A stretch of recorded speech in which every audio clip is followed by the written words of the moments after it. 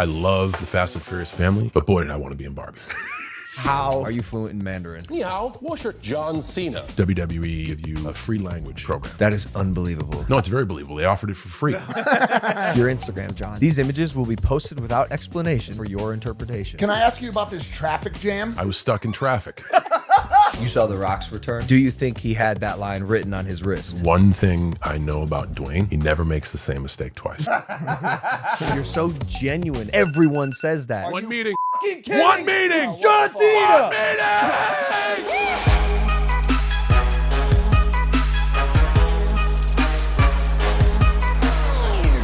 If you see me on my phone, I want you to know I'm not texting. Same. I'm looking at the plethora of notes that I have. Encyclopedia. You know, It's unprofessional. we spent hours together today, and I don't need it. we just talked like two people I know. doing things two people. I know. But now it's my show, John. Yes, sure. Use your notes. Use your phone. We're good. We're on. Let me just hydrate first. Let's go.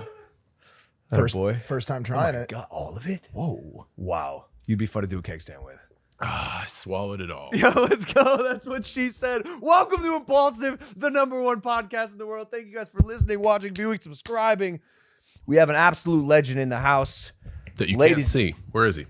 He's not here yet. You have to shake his hand if you can actually see him, or subscribe to this channel. So subscribe if you want to see, ladies and gentlemen. I learned about all that vernacular. Subscribe. Hit the likes. Do the comments. Notification. Ding the bell. Ding that bell. Yeah. Thank you. Yeah, we just filmed What Drives You. I learned. That was you. I mean, you gave me a wealth of knowledge. I do the outros. I got about 30% of that, but that's okay. I can teach you, John, just like you could teach me, because you are one of the greatest wrestlers to have ever done it. I do gonna clap for you, ladies and gentlemen. We have John Cena in the house. Oh, you 2 times. It's just foolish. It's an honor, Mr. Cena. We're all clapping. We're all just clapping. It's an understatement. We've wanted you on for so long, and to get to spend time with you, just the 5-10 minute interactions that we've had prior to today was an honor. To get to sit down with you for 2 hours in your car, we just did his show called What Drives You, where we just talked about the deepest things. You are just a promoter. I love that about you. You always plug, dude. Thank you so much for that. And that conversation was very special. So thank you. Yeah, of course. I throw the same thing your way. Nothing is off limits. We'll do the best to get you the best show we can. Well, I'm glad you said that, Joe. All right, let's dive right in. Nah, I got pretty vulnerable on that show, and I told you this while we were shooting, but ironically, every interaction I've had with you, you make me feel the most seen. John Cena makes me feel the most seen I've ever felt. Man, when you look at people and you shake their hand, you care, and you're so genuine. Everyone says that. One meeting. Fucking kidding? One meeting. John Cena! One meeting! Sorry, someone has to be somewhere. That was probably the most important alarm of like, I gotta take my medicine. Probably. Something like that. Sorry. But yeah, through all your successes, inside and outside of the WWE, Didn't even skip a beat right there. traversing, I'm good at We do this shit. this. I do podcasts. You are still somehow so genuine and so kind, and so thank you for all the time you've given me and the energy you've given me and joining us on this show. I appreciate the invite. It's good to be here in Puerto Rico. Yeah, welcome. Man, this is paradise here. It is. Thank you for welcoming me into your home, and I really appreciate it. Of course, man. We could take this so many directions, but I think the most appropriate way to start, honestly, is your Instagram, John. You are one of the most famous people on the planet, God. and your Instagram is one of the most perplexing places that I've ever seen. What do you mean? When I go to @John Cena on Instagram, Hold on, I'm just gonna. I gotta pull some up because I need answers, Cena. I need answers, bro. I wasn't sure if I was on the right account at Look first, at to be today. honest, but it had 20 million. No, look at today. Oh my God. The Just a Puerto Rican flag. Now that one makes sense, Okay. John. But what were you feeling on this Prince Day? On this Dave Chappelle rendition of Prince Day? What does the bio say? I'll read it. Welcome to my Instagram. These images will be posted without explanation for your interpretation. Enjoy. So, enjoy. No. We want you to interpret what this photo of Benjamin Franklin that you posted meant. What did you mean when you posted that, John? So, I never want to take away anyone's interpretation of the image. Why did I post that? because I just read Poor Charlie's Almanac, which is a Charlie Munger piece who admires, and read a reference to biography by Ben Franklin. And it references a lot to do with Ben Franklin. And Ben Franklin found compounding interest to be extremely interesting. So much so that he took an experiment and put a certain amount in a fund and had it mature for a certain amount of time, and was able to fund a bunch of philanthropic projects just on compound interest alone. I don't think that enough people learn how to use money right. I don't know why we don't teach it in schools. And I got guidance on how to use money from Ben Franklin via Charlie Munger. So I posted Ben Franklin. Can I ask you about this traffic jam? Yeah, sure. I was stuck in traffic. These are all making so much sense. That one, I love that one. Made sense. But I hate doing this because I want people to be able to take away what they want. Just like any other artist. They want the audience to... So I am not from the age of attach yourself to every platform. It was very tough for me to come up to speed. I contribute to Facebook, I contribute to Twitter, and then the WWE at the time when Instagram launched was like, you have to have an Instagram.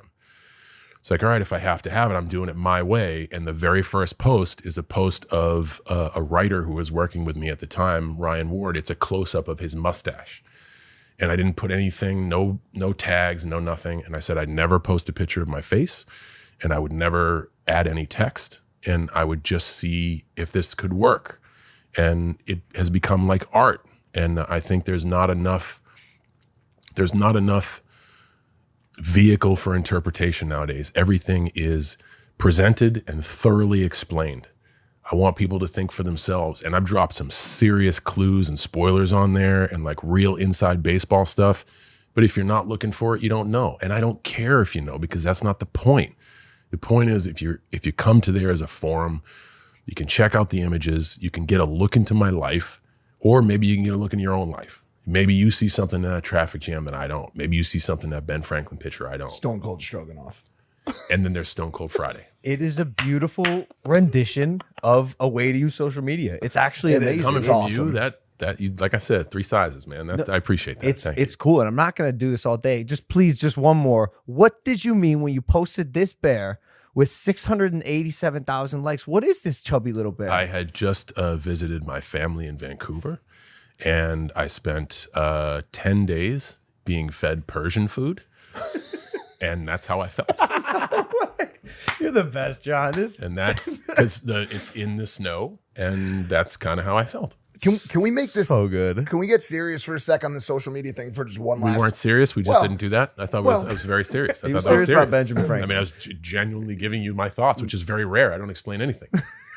Okay, leaving the artistic interpretation out of it, do you see any other innate downsides to social media that you don't like? Is there anything you steer clear of? Any platforms you don't like? Is there anything you just don't like about social media? Listen, man, there's things about life I don't like, so I stay away from that stuff.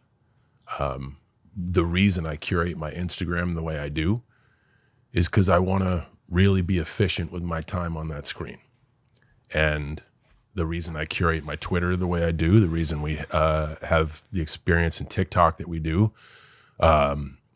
is because I want to be able to, first, what's most important to me, getting something out there for the people who actually pay attention to what I do. I have no idea why, but understanding that that's important and making it important.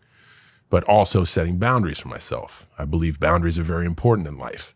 And this is a way for me to operate in all tentacles where my entire day isn't structured around that device. And that's something that I am consciously aware of. So I don't want to say, I don't want to do that. I want to be a part of all these things. But the person who helps me manage all this is sitting right over there, that when we sit down and explore a new platform, the first piece of discussion is, how much time is this going to take? Because that is our most valuable asset. The time you gave me today in the car, that's a huge ask. Your time is super valuable. I was able to receive so much worth and wealth from that, and I'm grateful. I'd much rather be doing that than scanning to see what the world is about. I think social media is great if it doesn't make your life miserable. If something makes your life miserable and you continue to do it, man, I don't know what to tell you. Social media doesn't make my life miserable. I feel good about the messages I send. I feel great that I like kind of have an art gallery and Instagram. I feel great that we can use TikTok for weird shit. And we're now using it as a way to like look back on my life, but it only takes me about 10 minutes a week to do so. So 10 minutes a week. Do you know how many people in their chairs watching this just like lost their minds? There are people watching this show that are spending 12 hours a day on their phone. But honestly, if it gives you joy, I'm okay with it. Right. Like, do what you love. Love what you do and be around those you love while you're doing it. There are people who do certain activities for that amount of time and have a lot of joy in their lives. If you're on your phone and you can fall asleep at night and feel fulfilled, who the fuck am I to say you're doing it wrong? Amazing. You have a very healthy relationship with social media and everything in your life. The amount of discipline I can just hear that you, and now that I know you a little bit better from the 2-hour conversation we had, you're like almost like a disciplinary expert, I feel like. And especially to achieve the success that you have, the way you treat time as your most valuable asset and actually mean it when you say it is inspiring and sort of refreshing in this day and age. Well, we talked a little bit about in the car about purpose, and a lot of that is just working hard to try to be who you say you are. And we all project ourselves a certain way, but when rubber hits the road and you look at yourself in the mirror, who are you? And are you living the life that you're telling people you're living? And I'm just trying to do that now, and that takes a lot of work. You're doing it, and the fans see it, we see it, and experience it in person. Can I see what your screen time is? I don't have my phone on me. Exhibit A. That's okay. That's I awesome. actually Unbelievable. I monitor my screen time all in, and I work out on an app, so the app is always open. I also do a language program, and that app stays open, but I monitor my screen time, and my screen time per week, or my screen time per day per week for 2023 was 150 minutes. And that's all in, everything, no Per matter day. what. Yes. That's fantastic. I'm probably double or triple that. And my resolution this year, one of my goals is to try to decrease it 10%. Sick. I don't want to say like kick myself off everything. Yep. I can do that, but I have to be accountable for the side effects of that. Yeah. I love what I do. Yep. And the entertainment business is business. Mm-hmm. So it's a necessary tool that I need to be fluent in. Yeah. But I also want to get more time for me. So I think getting that down to like 2 hours would be awesome, but I'm just going to try to shave it a little bit. What are those 2 hours? Do you ever find yourself like scroll locked? Like, Sure. I'm a car guy, so I look at cars. Got it. I look at the marketplace. I think a lot of the time is probably spent there, just checking out like, okay, what is of value in the market? What is the going rate on stuff? Are there any crazy auctions coming up that I should steer away from because that would be detrimental to my financial security?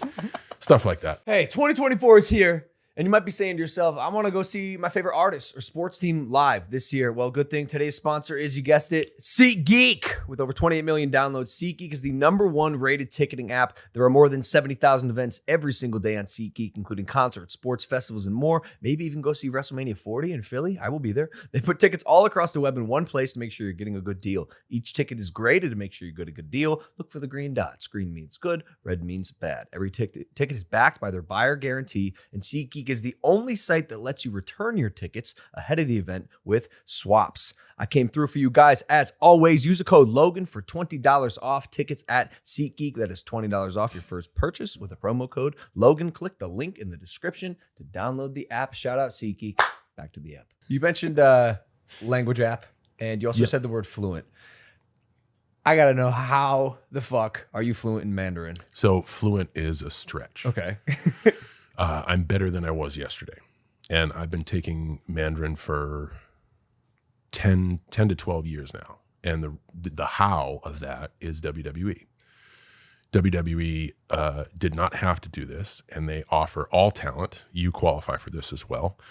They will assist in paying for your secondary education, and they will give you a free language program. Are you serious? You can learn it just like I can. I am going to learn Spanish. And when they debuted all these things, I'm the old crusty veteran sitting at the front of the talent meeting with everybody, and I'm like, these kids don't know how good they got it. They can get a college education and learn a language. I got to turn up and say that. No, I'm not going to turn around and tell them to do anything. I'm going to do it. So on my time off, I took advantage of the program, had a tutor come to the house, and just started from there. That is unbelievable. No, it's very believable. They offered it for free. I'm going to take him up on that. I thought it was a good opportunity to learn. And at that point, I had heard the two toughest things to do as you age were learn a language and play an instrument. And it was learning remedial Mandarin that inspired me to try to learn an instrument. Dude, I saw a selfie video of you promoting something, speaking fluent or what appeared to be fluent Chinese. Conversational. I describe it as like a foreign athlete trying to speak English after the game. Like you can get it. Like that one guy, that one baseball player talking about the bananas and cramps. Monkey eat banana. Oh yeah. Monkey no cramp. I in eat the locker. banana. I know cramp. Yeah. The Japanese guy. Why Mandarin? So is it like some like strange reason? Like you missed out on a great conversation, but I cannot tell you how much I love WWE, and loving it is not just loving my time in the ring; it's also loving the business. And WWE has really never been able to penetrate China, and they just don't understand it. They think it's a kung fu exposition. They don't know if it's real. It's the one place in the world that kind of doesn't understand. We're everywhere else but China. So I figured if one of WWE's top superstars could bridge the language barrier, maybe we can get some relevancy over there. And with relevancy, maybe we can get some homegrown talent. And with homegrown talent, maybe as we were talking about how you get distribution with Prime and how you get locations, you have influence in this area. And I was literally just trying to use myself as a vehicle to get us over there. And the crazy thing is, it didn't work. So we also talked about like manifesting stuff and it failing. Yeah. This was 8 years of labor. Failed. My God. I haven't stopped. I still learn because I truly admire learning the skill. And I don't do it anymore as, oh, this will be useful to me someday. I try to keep my brain sharp. And I don't want to lose what I've learned. But it was one of those things where you just work really hard and it doesn't matriculate. I don't think that's like a representation of like anyone's, faults or inabilities to penetrate that market. That's a tough market, John. Everything they use is different. It's not like you post an Instagram post and it goes to France and it goes to Italy and it goes to Germany. It's in the United States. China has its own entire ecosystem of social media, of marketplace, of industry. Sure does. You literally pick one of the hardest places to try to penetrate. It was the one place we weren't. Right. That story in itself is an indicator of your love for the company. Like you were willing to put in so much work to try to extend the work that you do into another country. And I think even one of our interactions, and we talked about keeping certain interactions off camera, but I'm going to share this for the world. Good. Is also an indicator of how much you love WWE. I'm in my locker room one day, kicking it with Kevin, laying back. I hear a knock. Who could that be? Great sound effect. Opens the door. I'm the only dude who still does the shave and a haircut 2 bits gag. I knew it was someone.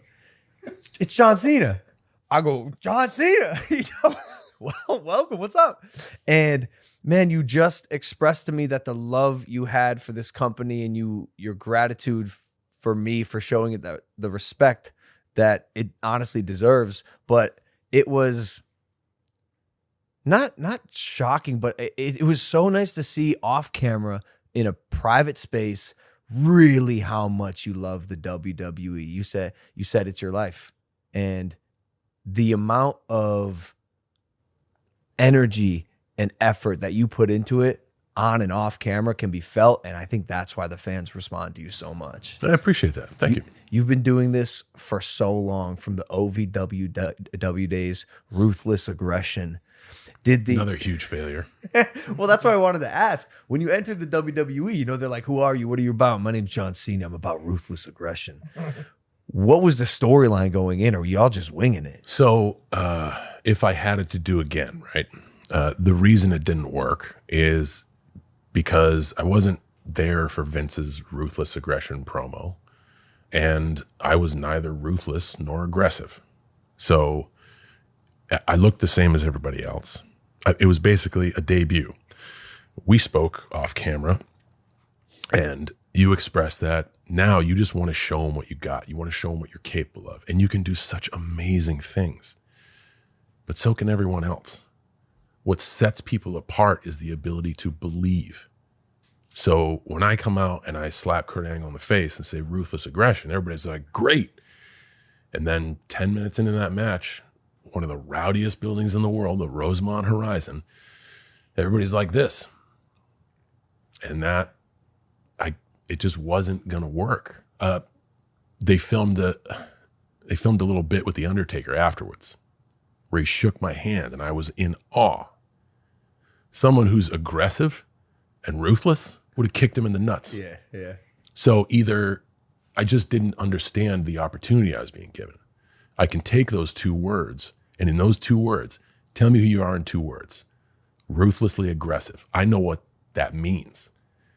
Do whatever it takes in an aggressive manner to get the objective done. Or you're a 180 of that. You are the biggest pacifist and you are not ruthless. So I could have said that I was ruthlessly aggressive and been the opposite, and I would have had a chance. I could have said I was ruthlessly aggressive and been that and had a chance. I said it and wrestled. Fail. Fail. And I mean, they set me up. I was with top tier performers, pay-per-view matches. It just didn't work. The audience didn't connect. And it was because I didn't give of myself to them. I wanted to show them my skill. That's all well and good. But man, when I go back, I don't have much skill left. I just give them my whole complete heart, and always have and always will. And that's why people show up, man. They sit down to stand up and be excited and be energized and fucking believe in something. And you can, like, dude, you can feel it. Like, I love that. I love it. I just wish I'd known that earlier. I mean, you're not doing so bad. I appreciate that. But you're flipping it back on me. Hey, you told me about your regret, and I'm like, hey, we know how the story ends. Yeah. Yeah. I mean, everyone has their arc. And you also said, like, the come up is so interesting because everybody's come up is different. Yeah. I mean, I said in the car, I was like, I wish I would have done some things differently, as I'm sure you would too. And the whole class of people that came up with you at OVW, Batista was one of them. Lesnar. We were watching videos last night. Randy Orton. Like, the amount of blue chip talent at the time was absolutely unbelievable. And you had the best peers in the game Well, people talk about that, but let's look at the class before us. DX, The Rock, Stone Cold Steve Austin, The Undertaker, Kane. The list goes on. Yeah. And let's talk about the class after me of the CM Punks, the Seth Rollins, the Roman Reigns. Yeah. I mean, Cody Rhodes, Becky Lynch, Charlotte Flair. The list goes on. Yeah. I mean, the WWE has never been at a loss for talent. They go through these small patches in the timeline where they're like, what are they going to do next? Who's going to be the next Stone Cold? Who's going to be the next John Cena? And now it's like, who's going to be the next Roman Reigns? Sitting right there. Maybe. I personally think it's Dominic Mysterio. Shout out Dom. By the way, I'll absolutely shout out Dom. Absolutely shout out. He's doing fantastic. Speaking of him jumping in recently, what was your initial perception of that hire and that entry into the WWE? I'll give you two answers. Me 10 years ago would have been very skeptical, but the business has changed. And because the business has changed and we have better distribution, we're more find us in more places. Yeah. The perception of what we can offer has changed. And now people come to us seeing opportunity, not just what can I take from this place. And right away, with what you're willing to sacrifice in terms of your health and well-being with the moves that you do, I can tell that you give a shit. And that means a lot. You're not here to just do the thing once. You went from like special guest to full-time superstar in 5 minutes. And that's very refreshing. I think it speaks volumes to you understanding what the WWE can offer and how the WWE has changed. Man, I really appreciate that. And we talked about this in the car. I love that. I love what drives you, by the way. Always play. Well, we talked for 2 hours, and Nikki's telling We me it's did. going to be like a 23-minute cut, so might as well just have the Yeah, conversation sure. again. Stuff they're not going to use. I was like, yo, I felt like I started late, and you mentioned that you started at age 22. I started at 26, but before you really got into it and started having your big breaks, did you know you wanted to be a wrestler? Because we've had Edge here, we've had some people here, and they're like, yo, I knew the moment I saw wrestling, this is what I was going to do. So I knew it from a perspective of this is the hobby I want to have. I think of it like your softball league or like whatever you work towards the week for. My little brother hates his job but loves his boat. Okay. He endures the suck to get out on the water. When I found that ring, I was just about ready to take a career leap that would have not allowed me to do that. And if that failed, I was just going to go back home. What were you going to do? I was going to join the Marines. You would have been a sick Marine. So I just failed at every avenue in life. I got my college degree. I could not apply it. I tried to be a cop. I failed the exam. I was running out of time, money, and I just didn't know what to do. And I was like, man, I can follow a schedule. I'm in shape. I think I can abide by the rules. These people have always been heroes to me. It's right in San Diego. I was in Los Angeles at the time. I'm like, man, I'm gonna go for it. And the weekend I was thinking about it, a friend of mine was like, dude, you're always talking about Raw. You know, he trained down in Orange County. I'm like, what the fuck? No, what? No. He's like, would you want to do it? I'm like, yes, of course. When I saw the ring, I was like, okay, I'm going to do whatever stupid job I can to put on the costume Friday and Saturday. So it wasn't like, this is my path. It was like, no, this is the new thing I'm into. I was a student to play football. You know, I used my job to be a wrestler. Like it became my escape because I had spent so long on the other side of the barricade as a fan growing up. So was there a moment then when you realized this was working and you may have a shot at true greatness, not just to be a part of it? I wouldn't say that. I would say there was a moment where I knew that it was a possible path. And that was when I got my first contract. And I'm very vocal about this because of the times. It was the height of the WCW, WWF wars where everyone was under contract because they didn't want you going the other place. It was like the .com boom. You got a .com, I'll buy it. Like, so my first contract was for $12,500 a year. Yeah. And I quit my job. And I still lived in Los Angeles. Damn. So I had to operate pretty lean, or I didn't have to. I chose to. Yep. And all the stories I tell about like, hey, I lived in my car, I did that by choice. I had a warm bed and a roof over my head in Massachusetts. My dad is the most giving person to his sons. And he's like, you always got a home here. I always take care of you. No, I wanted to do that. And I chose to go through some hardships to be where I'm at. I quit because my philosophy was, this is my job now. I am being paid. I am a professional. This is my job. I will find a way to make it work because someone has bet on me. And if I don't let him down, I could inch forward. And I did that. My second contract was for like 25. And then they moved me to Kentucky and it became 50. And they moved me to TV and it became 75. And then I ended up signing a better deal and then a better deal. Six-figure motherfucker. Yeah, you got to be getting at Seven-figure least like 100 now. What's that? You got to be getting at least like 100 a least, year I'd say. now. Are they supposed to still pay me? They're not paying you? Are they supposed to? It's insane, man. But even like, Can you pay what you don't see? John, I'm sorry. Crypto. We don't know where to send the check. We can't see you, so we don't pay. We were so nervous about making these jokes, and we're so happy that you're making them. Do you ever get sick of the? Not once. I went through a stretch where I was like, man, this has got some staying power. Because like the first time I heard it, I think might have been 09. Right. It's 2024, bro. And I still am invisible. My brother met him today. John, Just Jake Paul. and I was misses him completely. so fucking happy to meet him. An inspiration to me. Like I was moved by the doc. Like I thought it was so vulnerable and great. And for someone, like I said, to start so late and achieve fluency and mastery so quickly is just a byproduct of hard work, effort. I'm drawn to passion and effort. I'm like, yo, he goes over here. He's like, John, hey. John. I'm like, I got to do the thing one more time. He told me he was going to do it. I wasn't sure. I got to be invisible one more time.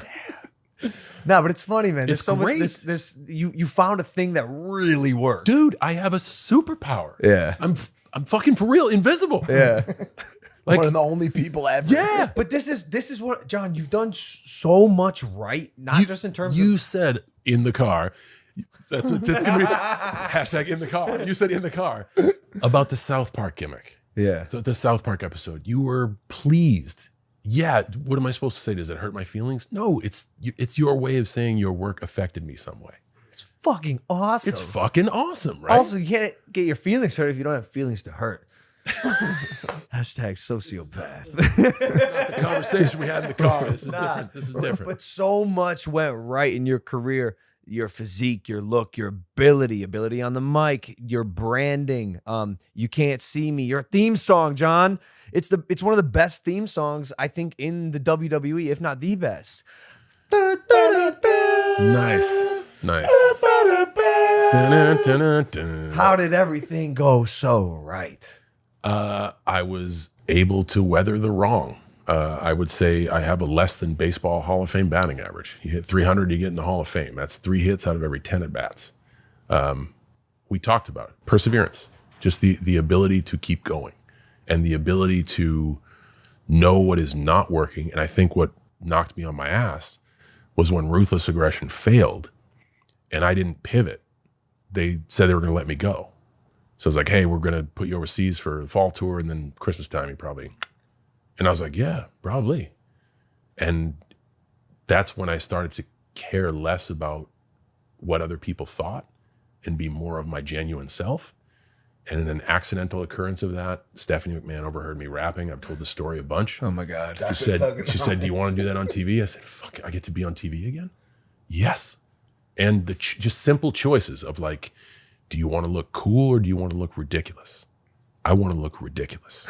That early Thugonomics stuff with like the vanilla ice wig and the blue sheepskin suit and like the yellow corduroys and the Adidas bucket hats. Like, I want to be the most ridiculous possible because I tried the other way and people didn't connect.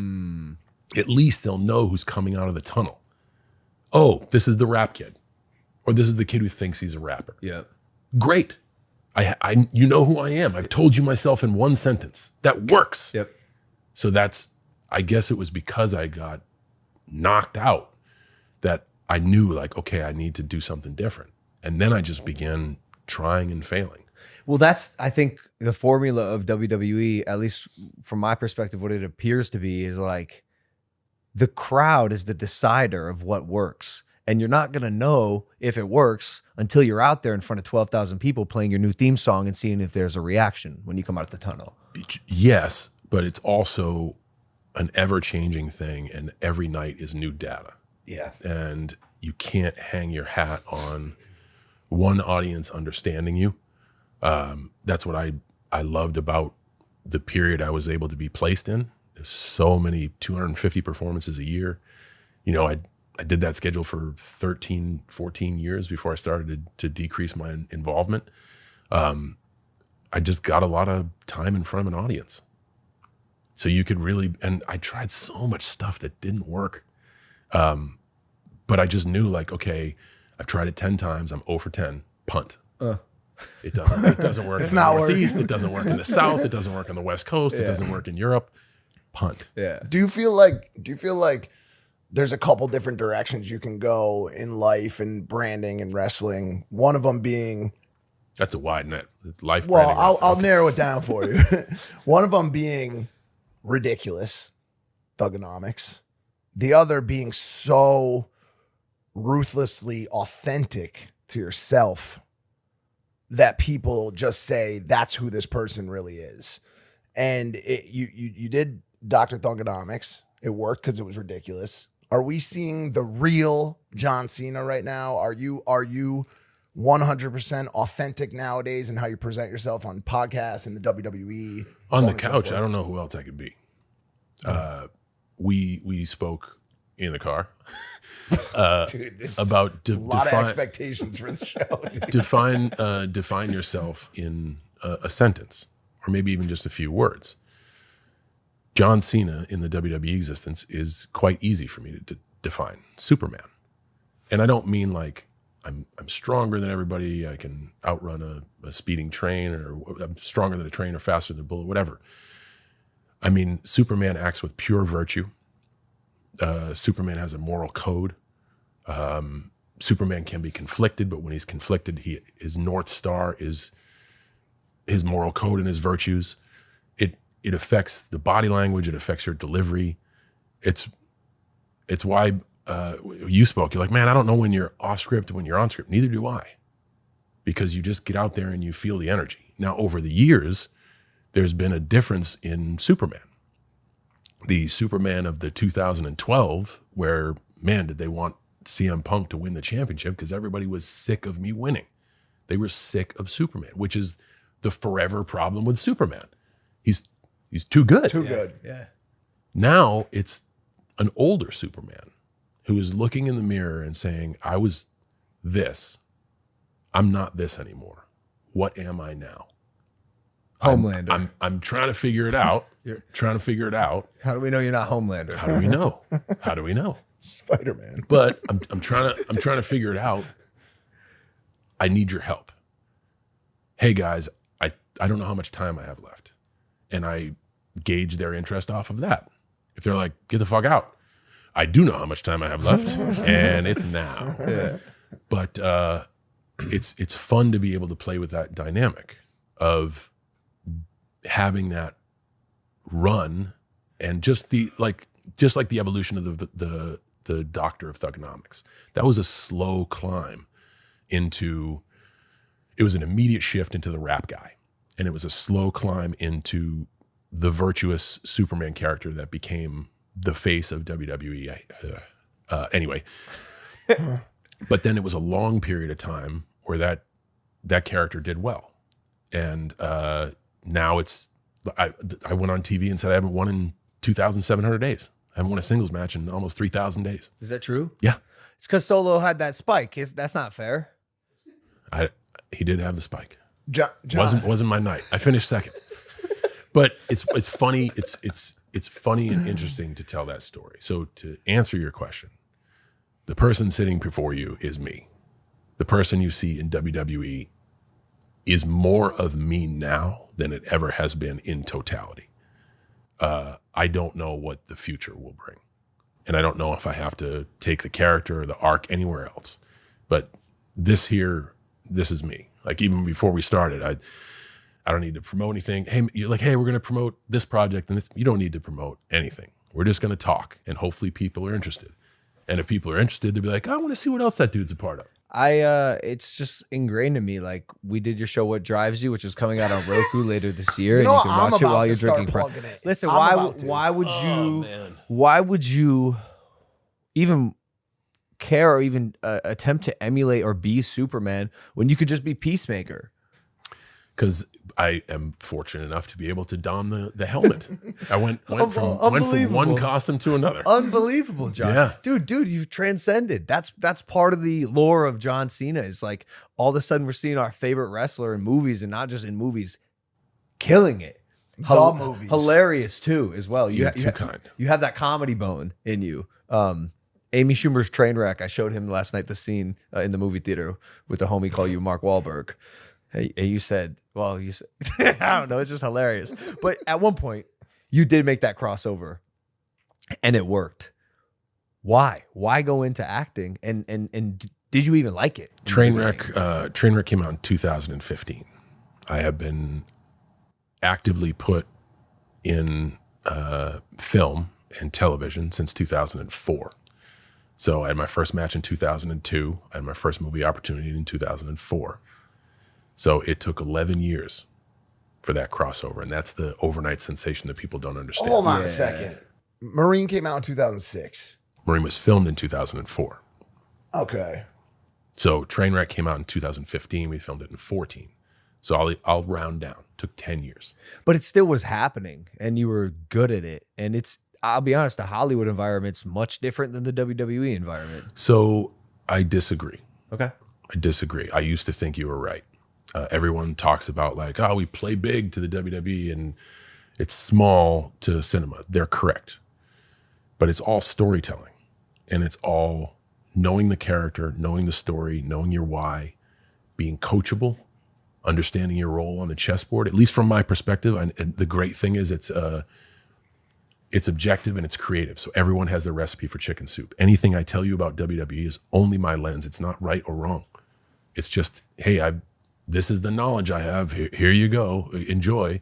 It took 10 years for me to find my flow, my comfort on screen. And that came with great coaching. Judd Apatow and Amy Schumer gave me an environment to be myself.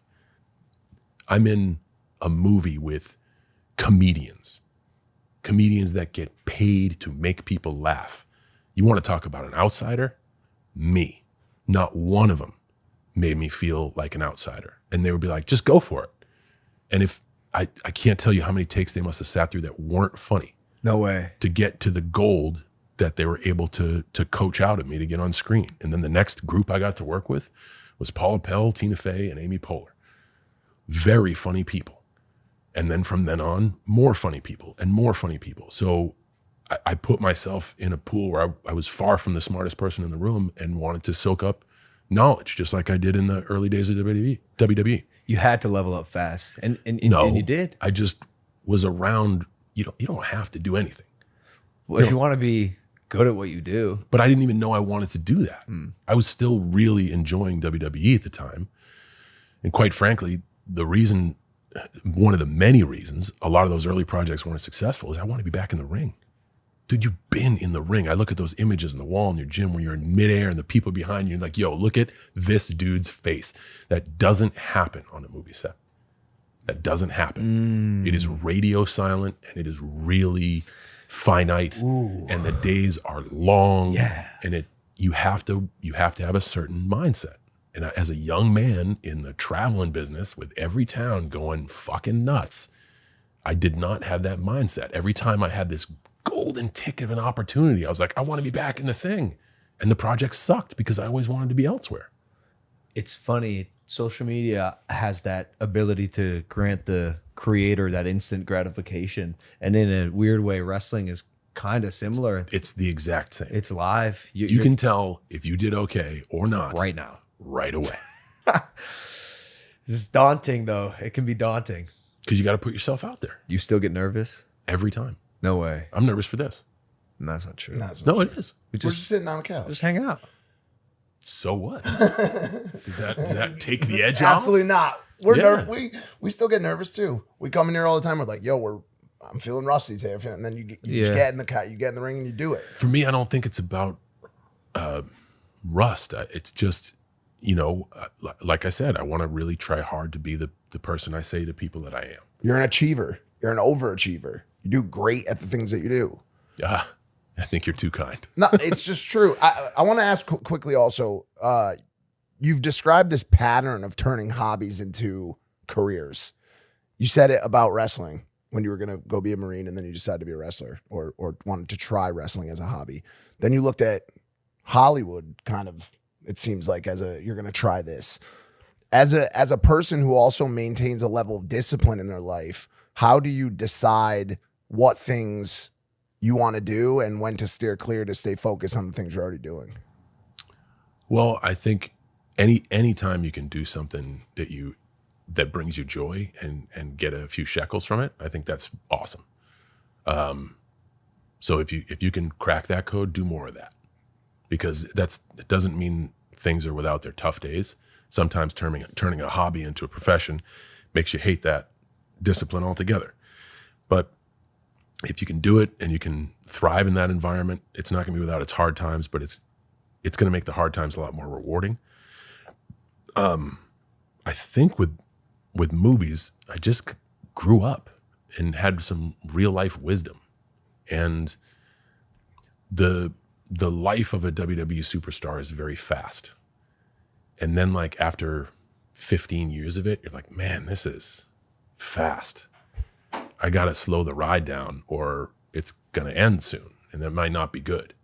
So I just think a little bit of just grown up wisdom. I don't come from any of this. I am a kid from West Newbury who did not begin documenting his life early, who just tried to do what I could, to do the best I could. And then throughout my life, I've just always been aware that like, oh, this is something I should do. I got invited, or I applied for preparatory school as a sophomore because I idolized my cousin and he did. It's the only reason I did. But I went to the school campus. I was like, this place rules. I was thoroughly rejected because I was a D student and a poor athlete. The dean of admissions said, hey, if you bring your grades to AB and you can varsity in 2 sports, we will consider you for reapplication. Not you're hired. I did. And I reapplied and I was accepted.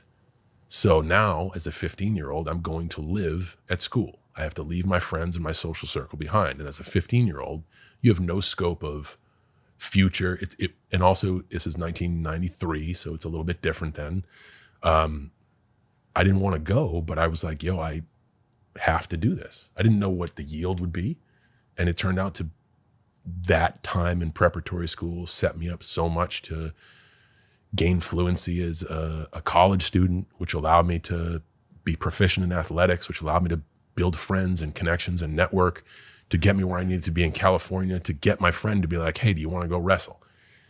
And just the fact of like, I can go home and live at my dad's, or I'm going to have to shack up in the Continental for a few weeks. The back seat of a Ford's pretty big. I'll just do that. That's a choice of like, no, I think we should do it. I think we should try. So I don't know if it's turning hobbies into careers, but I do know when you get a chance and someone's like, hey, just do whatever you want. The rap thing was a chance for me to be ridiculous and vulnerable. Don't take yourself too seriously. And that's the first step to being vulnerable. Trainwreck was my first step to being vulnerable. And then you can fast forward to Peacemaker, where it is literally what I believe James Gunn's interpretation of me, kind of. And there are spots in there where it's funny, but there are also some spots in there where I'm giving you all of myself, unabashedly so.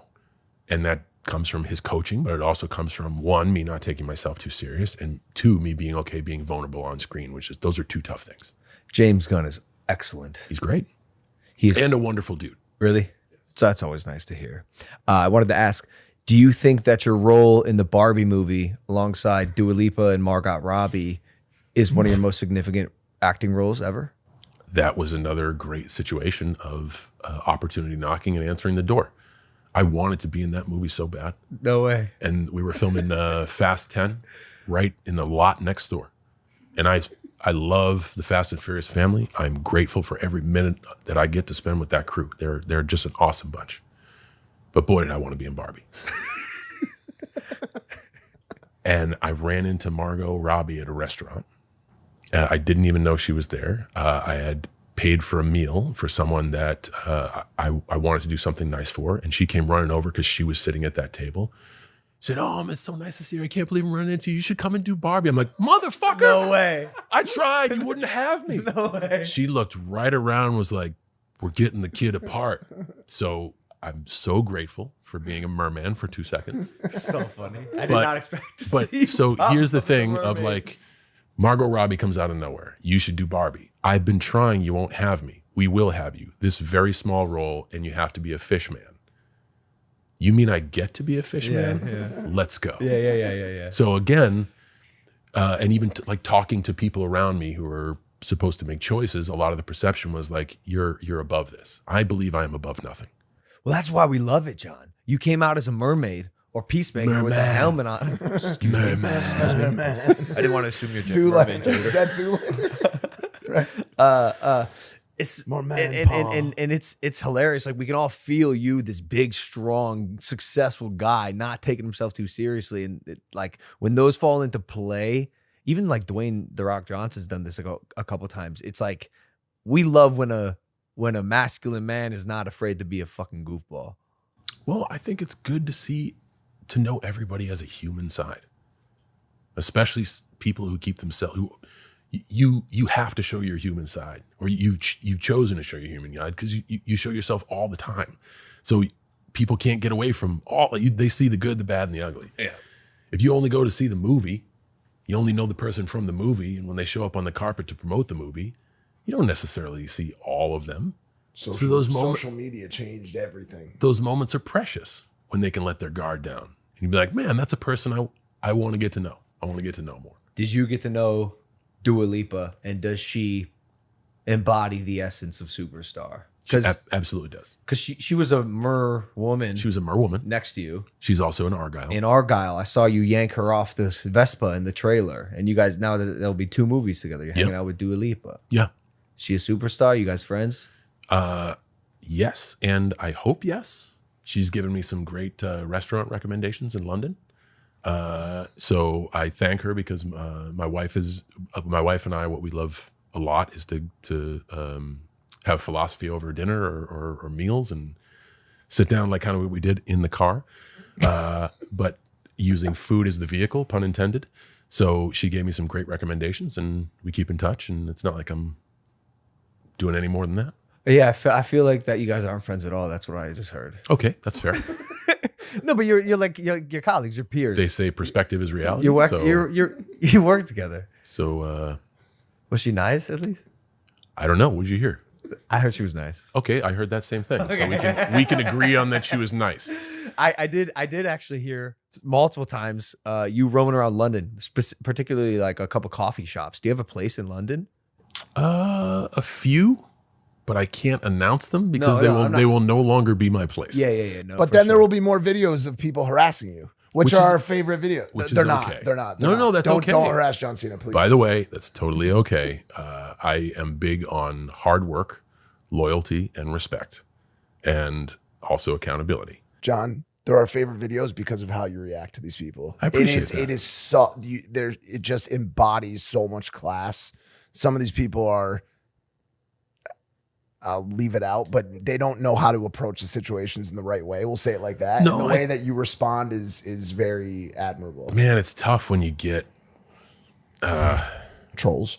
No, it's when you get emotional about something. It's tough to make sense of it all. And I'm not at all perfect, but again, try to be who you say you are. So I also try to have more empathy now every day. And I understand, hey, if this video makes it, I'm on easy street. Yeah, but in the realm of having empathy, what about me? Like I'm just trying to buy my coffee. Just a guide. Yeah, I'm just trying to buy my coffee. Shop. So, but you know, I don't know. I guess I just try to handle those things one at a time and not let my emotions completely dominate the situation. Which is a massive learning for people in life. And it's impossible to bat 1,000. I don't think we've seen you proper flip out. Every time I've seen it, at least go viral, people always side with you because you're just like, hey, kid, like be respectful to me and I'll be respectful to you. So I'm trying to have a lunch right now. To me, it's not about the win of the situation. It's am I who I say I am? You know, man, more people were on your side than the other guys. What does that even mean? If I say I act like this, did I act like that? And if I did not, I should apologize and be accountable and find a way to fix it. Do you draw the line somewhere? I think everyone has their line, but I also am, each day I'm more and more understanding of this crazy life, and I try to be more and more understanding of anyone who asks of my time. And I assume that happens a lot. Like when you're out, you're not, I don't know if you could be disguised. I keep a pretty small footprint, and I'm invisible. Oh. Look, he goes, oh no. So I have a few places that I feel pretty safe at, and I don't try to make a scene. We just enjoy company and food and And that's that. Are you a foodie? Would you consider yourself a foodie? What is a foodie? Well, it just seemed like you were so vastly interested in the recommendations from your co-star, Yeah. and you like to enjoy food while talking about the deeper things of life, Yeah. with your wife. So I just was curious. If And you, friends too. Do you have a favorite food? Baked goods, man. Really? Baked goods. Rolls, croissants. Bring it. Really? Baked goods. It's my weakness. I was like downstairs. I was like, John, like I had a little bit of like a back and forth with marijuana. Like I had to cut it off. Like, what's your advice? He goes, baked goods, brother. Just baked Could be goods. a blueberry muffin or a pizza. Scones. You name it, dude. No way. You ever had a cronut? Yes. It's a mix of a donut and a croissant. Yeah. Yeah, I have. You bring it. I mean, I've been good, bro. You're pushing me right now. You like grands? Flaky grands? What is that? Like Pillsbury, you put them in the oven and they flake up. And you rip off like a layer at a time. Like layered. Sounds flaky delicious. grands. Butter them up, dude. It sounds delicious. Buttery grands. So that's So you must love Germany, like places that just specialize in those type of bakery goods. those are great. Sweden. Could you be lured into a bakery by a open chimney, giving off whiffs of freshly I baked goods? could be lured into almost anything. No. Yes. Yes. Does discipline come into play when? Yes. It is the one thing I have little self-control over. And Wow. it is very hard for me to like, hey, I'd like to eat all those cookies right now. Are you on a strict diet? No, diets are tough because they can only last so long. My philosophy is just make over the aggregate, make a bunch of good decisions. That's it. We all know what's healthy and what's not.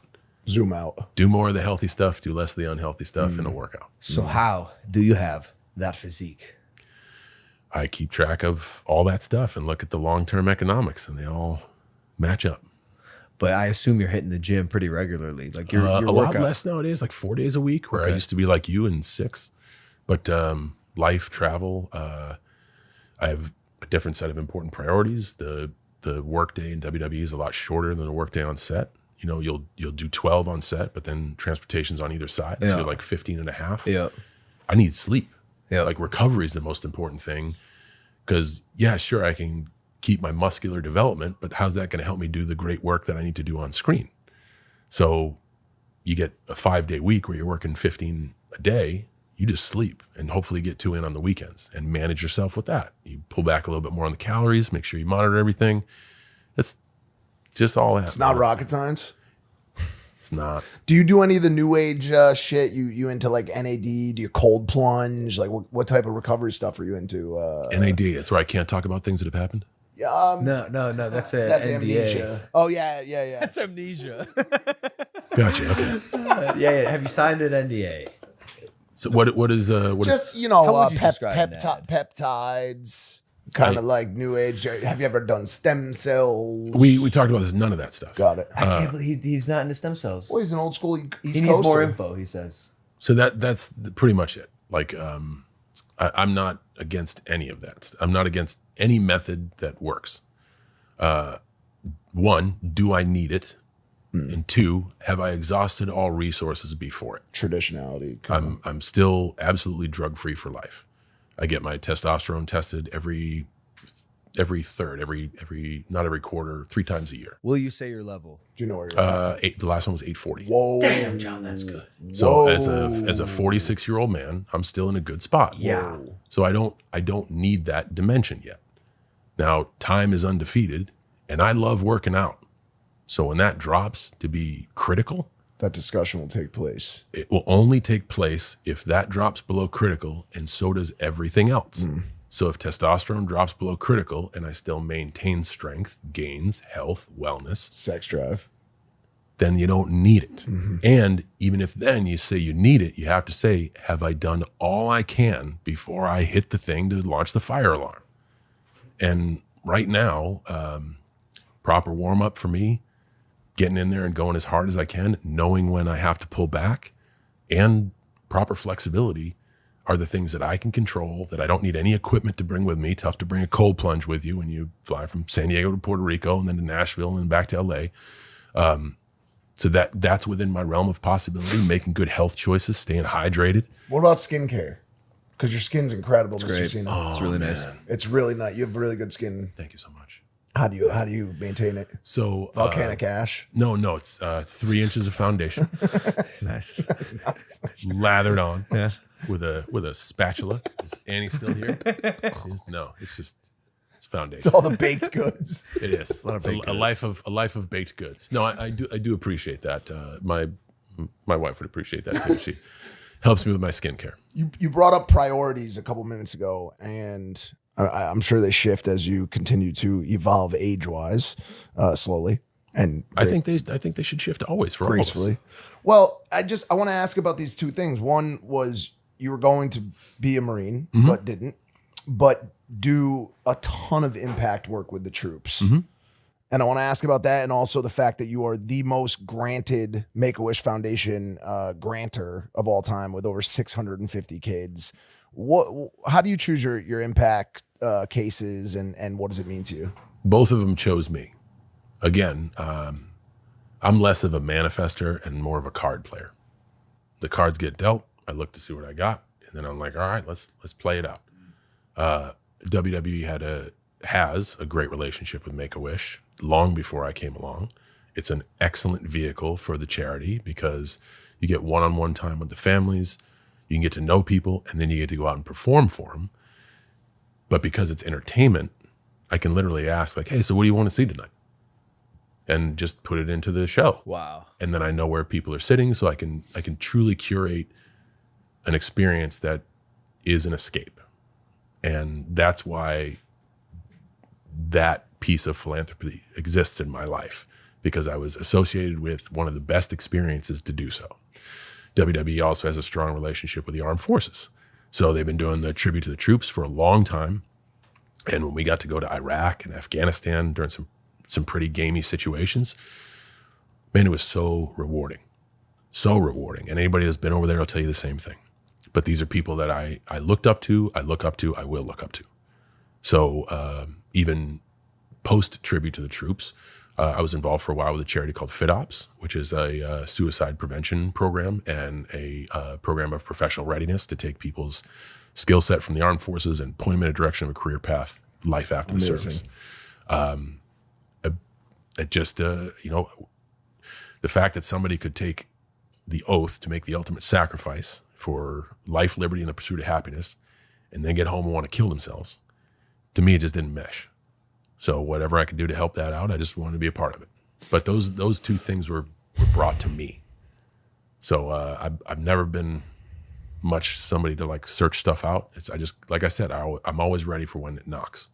Both of those cases obviously have. Your chord skills are amazing, by the way. Thank you. I play with them. I have Seen ADHD, you wrap that anxiety, thing around your finger, around your OCD. leg. I have all kinds of. Made a tourniquet with that Well, I son was of a playing bitch. with this guy You got earlier. that. Hey, yo, I don't want to see that guy in my podcast studio. Get Kevin Owens out of Rumble, here. young man, rumble. Someone gets hurt, bro. I'm about to start making heroin jokes. Please don't. These two things obviously have like just so much baked into them, so much emotion and feeling, whether it be troops, veterans, people that have sacrificed their life for this country, or kids who are going through another ultimate form of struggle in terminal illness. Were there any cases that were really, really hard for you? Anything that sticks out in your mind that was a time for you that was actually challenging for you to actually to enact that? I'd much rather talk about the fact that two very different pools, with me acting as a conduit for the same vehicle, the ability to be entertained and escape, and in some cases a helping hand when one needs one. Regardless of the experiences, those ones that I have, they're for here. Some of the stuff isn't for film. Yep. But what a contrast of groups. Yeah, I know. I'm trying to straddle. Like, No, that's fine, because the common thread is everyone comes together to enjoy. And that's what I love about the WWE experience. When you're in, you're in. If it's your first one, you get swept up. And if you're a fan, You walk through the turnstile and you know it's on. It doesn't matter where you come from. It doesn't matter why you're there. When the lights go on and they do the intro, everybody's on the same team. And I love that about what we do. And it can provide hope for someone who's young and facing a struggle, someone who's enlisted and facing a struggle, someone who's needs an escape in any sort of facet, someone who's being bullied, doesn't matter. We all share that common thread, and that's special to me. Such a excellent leader, and the way you talk and think is so admirable. The generosity you have and with your time is just amazing, John. And I personally, and I told you this, was a little surprised by your decision not to make another John and have kids and bring more of this energy into the world, because I think we need more good people, more people with virtues like yourself. But you've decided, at least as it stands, you know, like you said in the car, the moment hasn't arrived yet and you haven't felt it. And I think you should reconsider and have a baby. You know, I appreciate that, and I can understand everyone's perspective. I truly do appreciate that. I have a lot of joy and love in my life. I feel fulfilled, and I'm still curious. And I think until those priorities shift, I really do enjoy where I'm at.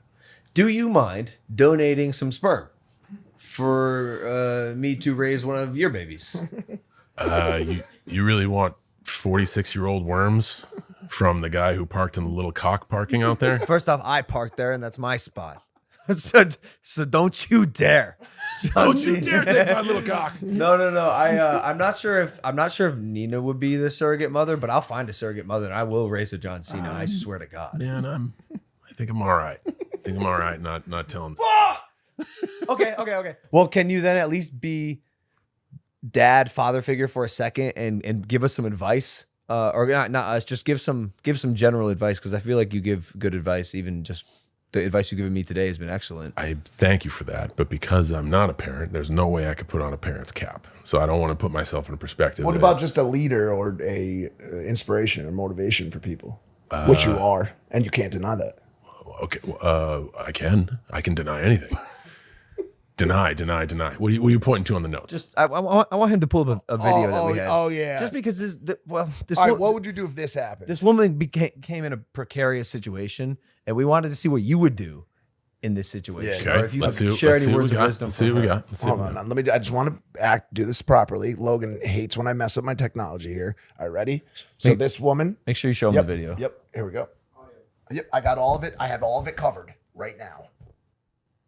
I'm home and my driveway's gone. What used to be a concrete slab outside 1438 Bethesda Street is now a patch of dirt that she didn't ask for.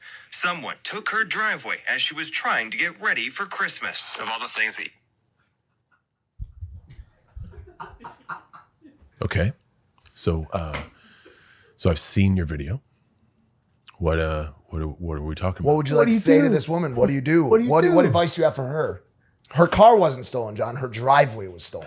Okay, so a piece of news that makes each of us feel differently. You're tearing up, as you should. It's sad. Yeah. So when something like this happens, and I have never had my driveway stolen, but when the proverbial driveway shit hits the fan, Yeah. right? Totally. In all honesty, I ask myself, what can I control? Can she get her original driveway back? Does she have the money to have a new driveway? Does she have the vehicle to go fund me for a driveway? What are the resources does she have? How important is the driveway? What can you control right now? And then if the things that are like the stuff that is beyond your control, let go and focus on the stuff you can control. That's it. So if it is just the perspective of, I didn't take my car. Okay, cool. That gets you through the day. Or, man, what can I do immediately within my power and my financial reach to put crushed gravel down there? And we're talking about a crazy video of a lady who got her driveway taken, which we're even getting laughter from way off camera. Dude, because it's just... But so what I see in that video is Shit happens every day. Your fucking driveway got taken? Clip that, just that exactly. Your And driveway add it got to a taken? soundboard. Add it to a soundboard. Your But fucking driveway got taken. there isn't a better example of what is within my control Serenity prayer. and what can I do now?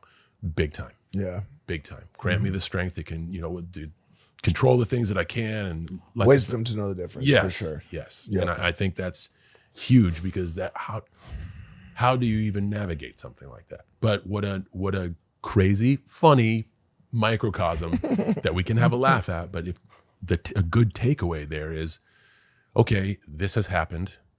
Can I control the fact that I need to be fucking angry for 20 minutes? Guys, go over there. I'm going to yell into a pillow, or I'm going to the gym, or I need to do what I need to do to lighten my backpack because I need to be angry. That's within my control. I want to do that, and that'll help me move forward. But once you get there, okay, what can I do now to make this bad situation better? Another example of that, and something Are you going to, all right, here we go. Let's, absolutely crushed. you sons of bitches won't break me. No. This is good. This is a good transition. Things you can't control. There was a moment, you, Dave Batista, the Royal Rumble. You both, I don't know if it was on purpose, doesn't feel like it, went over the rope at the same exact time because of what appeared to be some sort of balance issue. It was not Dave's fault. That was on me. You over-rotated forward, and he am stumbled backward. Very, very bad at rotating backwards. I see. Well, So, however, my fault. It transpired.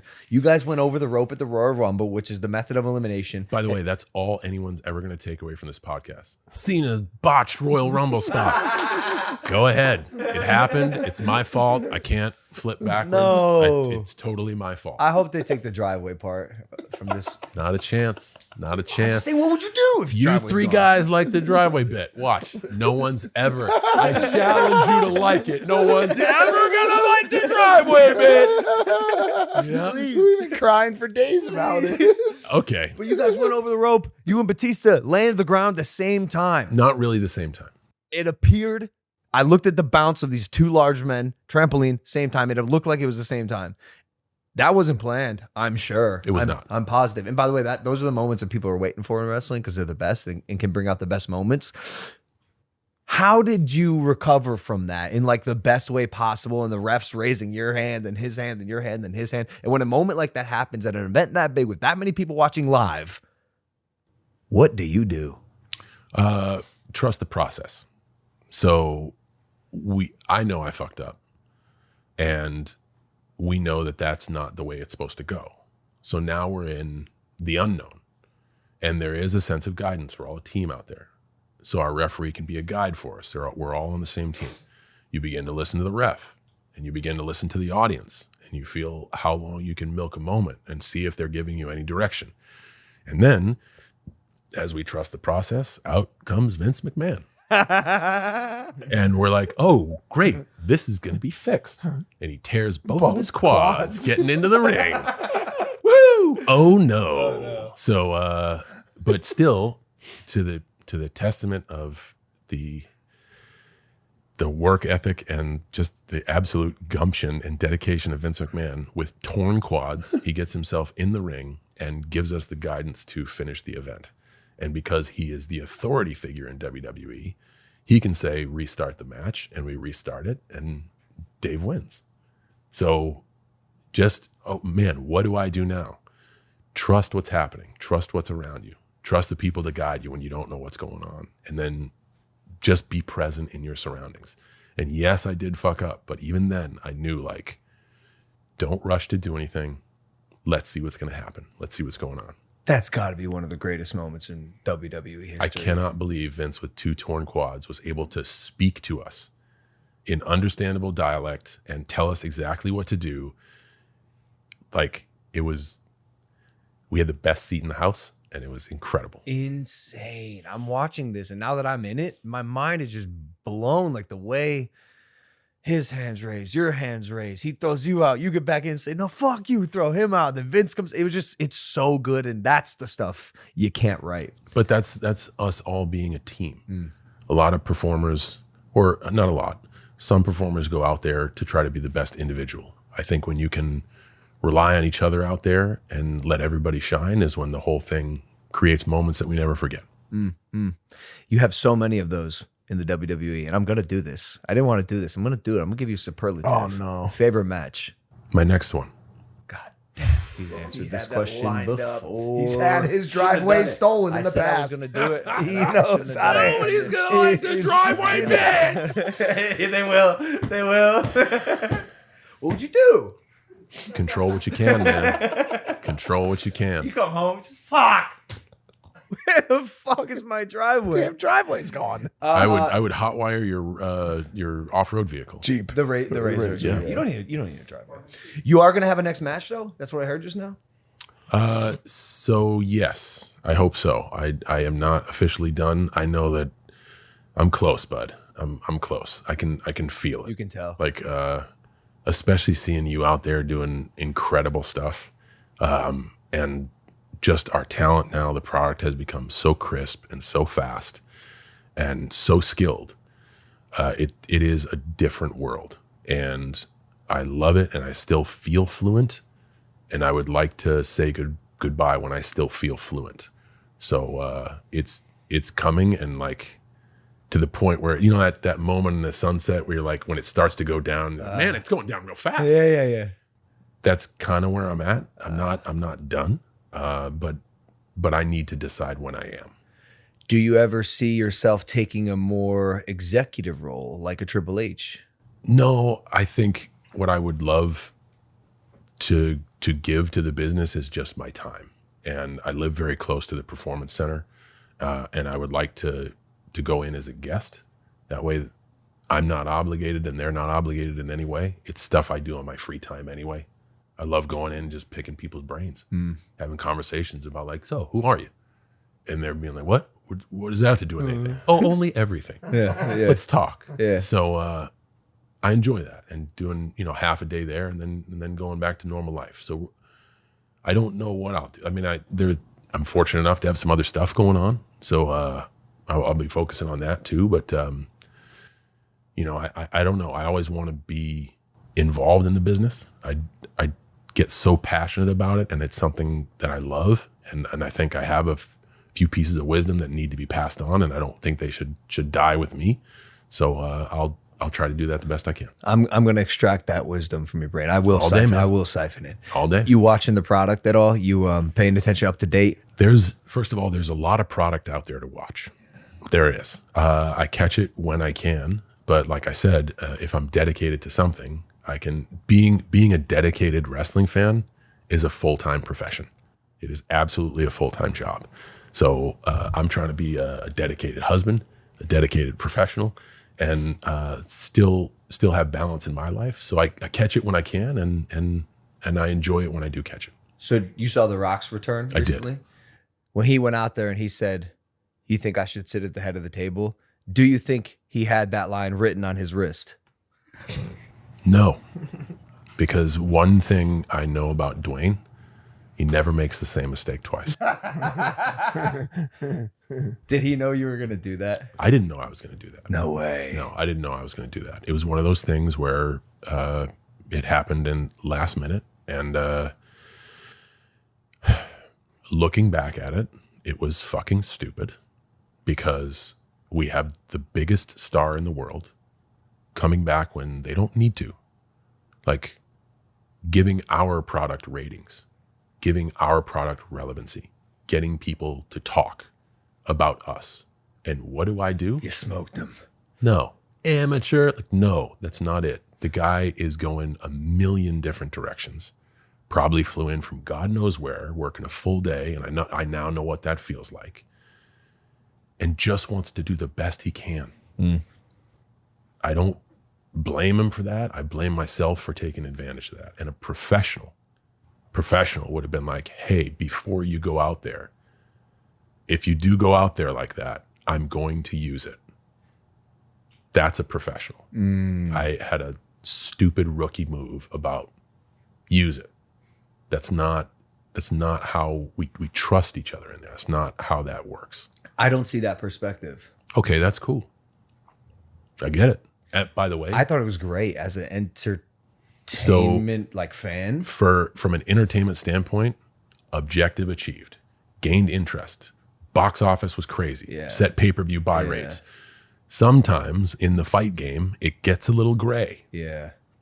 But we're all on the fucking same team out there, man. And you got to have trust. What if he said In no? a boxing ring, then I don't use it. Really? Then I don't use it. But what about the box office? I would entertain another way. There's more than one way to solve a creative puzzle. Yeah. Yeah. That's where you build trust, and that's where people really shine, and that's where you bring the best out of people. And that's why when I sit down with people, I literally, first of all, I make sure to sit down with them, and you got to go way back. You can't just tell that moment in the story.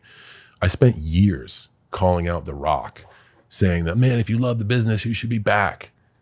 What a fucking hypocrite I am. I love the business. I should be back. I should be back all the time, but I'm not. Is it Tuesday today? What is it, Tuesday? Yeah, Tuesday. Yesterday was Monday. Where the hell was I at Raw? Why wasn't I at Yeah, Raw? we were wondering that. Yeah, exactly. We watched Raw. We watched Drew We McIntyre did. flame CM Punk. Well, I was only watching because I thought he was coming out and he didn't show up. Yeah, and I didn't show up. But I can sit here and say I love the business. Yeah. But I'm super hypocritical in my approach from being young and stupid. Of course. So Rock was already pretty upset with me about that because all he'd given to the business, and without him, I don't get a chance to do the other stuff. And without him, I don't get a chance in wrestling. He was so popular and helped rise the tide, which helped split competition, which helped the hiring spree, which Benjamin buttoned me into getting a defensive contract, which I parlayed into a thing where to be on TV because he left and did all this stuff, and now I get a chance. I owe a lot to that. And that, the methodology, I wanted to sell tickets. There's a right way and a wrong way to do it. Was he pissed? He was, and justifiably so. Yeah. Because he's a guy who's got his heart in it. He still comes back, bro. Yeah. And the people go crazy. Crazy. He's just so good. No kidding. Damn. So inside, I'm thinking, man, if I can get under his skin, I can get him back. I could have got him back a bunch of different ways. Yeah. You didn't have to be a dick about it, bro. Yeah. So, my bad. Must be crazy to piss off The Rock. I can only imagine. It was a little gamey there for a little bit. Yeah. Yeah. We went through a nice stretch where we just didn't like each other. If you pissed him off too, right? Oh, no, I haven't. Have you? No. You're twiddling your thumbs over there. What did you do? I don't. Oh, you pissed off the Rock? Come on, bro. What are you? What happened, man? Nah, it's nothing. Nah, it's nothing. No, what happened, man? Let's start from square one. What happened? Tell me a story. Do you really want to know?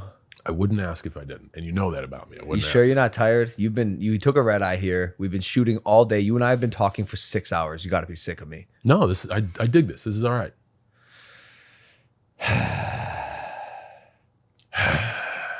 I told you in the car. Nobody's gonna buy the driveway bit. My driveway. I was getting ready for Christmas. What happened? I told you in the car, that you and Dwayne, I think were like two people I definitely looked up to a lot when I'm trying to figure out the blueprint for my You did say that. career that didn't exist.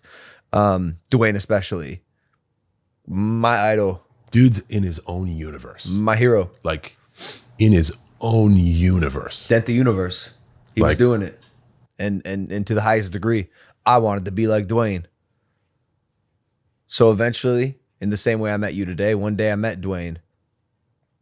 He was just as cool in person as I thought he was on TV. He's awesome. Made content together, went mega viral, 70 million views, 50 million views. Linked up a couple times. Visited him on set of Ballers. Like, I would have considered us acquaintances at least, Kind of like me and Dua Lipa. kind of like you and Dua Lipa. maybe even closer, dude. I would say closer. Closer. I would say closer. We're just coworkers. He was just great. And then fuck. And then Japan happened. And I could go into so much depth about my remorse and the place that I was in and the faults that I made at that time in my life. And I had to really rewire my brain and backtrack and ask myself like how I let that happen and what went wrong in my life where like I thought that was okay. And in that process, I did a lot of damage, and it wasn't something that was on the forefront of my mind. And I've had to do a tremendous amount of therapy and figure out like what happened in my life that was so traumatic or didn't happen where that I did that. And DJ was one of the people I hurt because of his mother's experience, and that's his experience to tell, and I'm not going to share it, but like I hurt him so much so that he basically wanted nothing to do with me, and rightfully so. You know, I let down my hero, and he requested that I remove all the content we've ever done together and basically kicked me to the curb. I would have done the same thing. Guy in his position doesn't want to be affiliated with a person who did something as reprehensible as that. And I remember it being such a low moment because like I knew I let myself down. I knew I let my fans down. I knew I let my family down. But my idol too, man, it just stung so bad. And it wasn't like I got the call from him. Got it from the publicist. And it's not like he did anything wrong. It just like, I think my ego told myself that I'm going to fucking remember that. And if I ever become great one day like you, I'm going to remember this. And I'm going to remember the way I was discarded. And again, rightfully so. But I don't think I've ever been really able to like truly let go of that. And I got a lot of stuff to work through, I think, in terms of that. And I'm not even sure like where to go from here in terms of reconciliation.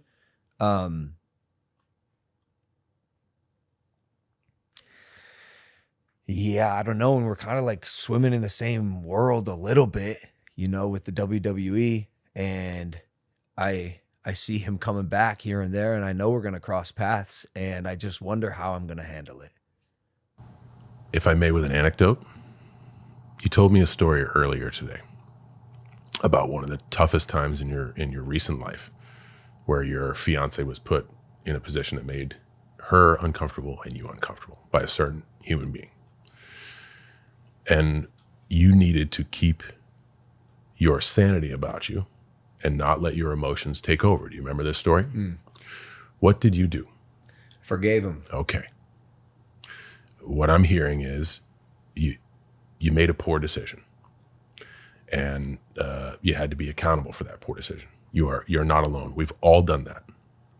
And in the process, you were very hurt by someone that you cared about. And I see your lens. This is what I'm hearing. You understand that it might not have been as impactful for him as it was for you, but it really got to you. I'm not neither right or wrong. It's just my 2 cents. Take it or throw it back. I think it starts with your ability to forgive. And if you can get yourself to a place where you honestly can say, I forgive, then I think you can begin the foundation to move forward. You don't have to, I'm not saying forget. Forgiveness and forgetfulness are two different things. But I think if you can bring yourself to a position where you can forgive someone, you can begin to move forward. That's just my perspective. I totally agree. I think I have an ego problem. It's like, okay, kind of hard. I don't know why. It's like I don't know. I can't do it without having a conversation with him. That's, I think, part of this puzzle. And like, I don't know if I'm ready for that, to be honest with you. And you don't have to be. Forgiveness has to come on your own terms, dude. It's here. It'll come. I have nothing against Dwayne. He didn't make any wrong decisions. It was all me. I think part of it is I fucking hate myself for letting him down. And it's like that anger that I have, even just against myself, was turned into this drive that I told myself I'm gonna be so successful that I don't need your approval or validation or acquaintanceship. I'm gonna do this on my own, with or without you by my side. Okay, that's very fair. But if you can say to me that you were hurt because you let him down, why can't you say that to him? What have you got to lose? I will. I have to have the conversation with him before I fully close this loop. I can't just say it right now. I need to. No, I understand that, but you just said it to me. Yeah. And I applaud you for being able to share all this because, by the way, that's deep. That's deep work. But I think you just starting there. Yeah. I was wrecked because I let you down, man. Yeah. And I don't mean to minimize Dwayne's role in the situation, but let's take him and substitute your dad or someone else that you look up to. Yeah. You being able to find the strength to say, I know I let you down and that gutted me, man. That's okay. Yeah. That's I know. I need you to be a dad, John. So again, if you want to reconsider that sperm donation, like I need more John. Like I said, you don't want the stale worms, bro. They're not stale. His are stale. We actually did a test and it showed. No, actually it's because I used 35% a spermicidal lubricant. Only 35% of them are still alive. No, it was like less than One third. It was like 10%. But it's because The 10% that were alive were like, I didn't read the rules, John, and you're supposed to dry hand job, as it says on the wall, life's a dry hand job. You're supposed to do that when you produce the sample. And I use spermicidal lubricant and a vagina, which you were not supposed to use either of them. Like I just pulled out, and I'll spare you the details. Well, I guess I didn't spare you any of the details. What other details? Well, there's more, but I'll leave it at that. Right. But then I did that, and I was given a poor report. And this is something similar to the story he just told that I've had to deal with, and I'm quite upset about. But